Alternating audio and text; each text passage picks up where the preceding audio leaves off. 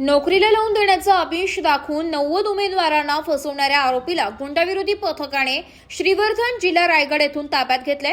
आज दिनांक 8 जुलै रोजी दुपारी 2 वाजता गुंडाविरोधी पथकाचे सहाय्यक पोलीस निरीक्षक ज्ञानेश्वर मोहिते यांनी दिलेल्या माहितीनुसार फिर्यादी कुणाल गुलाबराव भदाणे यांना कविता प्रशांत भदाणे आणि वैभव विजय पोळ या दोघांनी संगनमत करून शिवांजली सोल्युशन अशोक स्तंभ येथील कार्यालयात बोलावून घेतलं।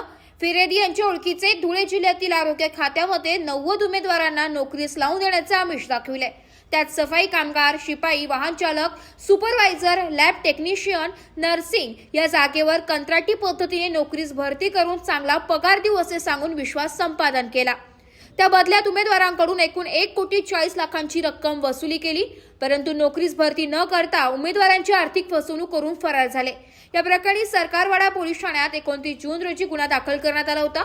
या प्रकरणी पोलीस आयुक्त संदीप कर्णिक, उपायुक्त गुन्हे शाखा प्रशांत बच्चाव, उपायुक्त किरण चव्हाण, सहाय्यक पोलीस आयुक्त संदीप मिटके यांच्या मार्गदर्शनाखाली आरोपींचा शोध सुरू असताना गुंडाविरोधी पथकाचे सहाय्यक पोलीस निरीक्षक ज्ञानेश्वर मोहिते यांना मिळालेल्या गोपनीय माहितीनुसार वैभव पोळ हा सध्या श्रीवर्धन जिल्हा रायगड येथे पळून गेलाय। सदरची माहिती मिळताच वरिष्ठांच्या मार्गदर्शनाखाली रायगड येथे टीम रवाना झाली। तांत्रिक विश्लेषणाद्वारे श्रीवर्धन येथील समुद्र किनाऱ्यालगत असलेल्या हॉटेल परिसरात वैभवला ताब्यात घेण्यात आले। त्याच्या ताब्यातून एक 4 व मोबाईल फोन असा एकूण 22,20,000चा मुद्देमाल जप्त करण्यात आलाय। पुढील तपासासाठी त्याला सरकारवाडा पोलिसांच्या ताब्यात देण्यात आलाय।